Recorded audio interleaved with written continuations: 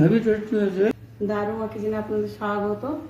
আজকে আমরা মাথা দিয়ে একটা বড়া রেসিপি দেখাবো।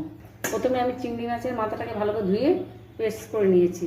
এটা দিচ্ছি আমি মুসুরির ডাল বাটা, পেঁয়াজ কুচি, রসুন কুচি, আদা কুচি, কাঁচা লঙ্কা কুচি, একে একে সব অ্যাড করছি। দিচ্ছি একটু চাল গুঁড়ি, চাল গুঁড়িটা দিলে মচমচে হবে খেতে।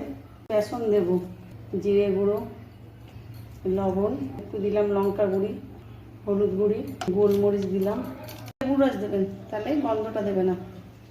হাত দিয়ে ভালো করে ফাটিয়ে নেবেন বন্ধুরা। মাখিয়ে নিয়ে 10 মিনিট রেস্টে রাখবো, তারপরে আমি দেখাচ্ছি। আবার তেল দিলাম। আপনারা বড়াটা বানাবেন, খাবেন, কমেন্ট করবেন, শেয়ার করবেন, সাবস্ক্রাইব করতে ভুলবেন না। হয়ে গেছে, আমি একে একে বড়াগুলো দিয়ে দিচ্ছি। গরম ভাতে বড়া খেতে দারুণ লাগবে বন্ধুরা।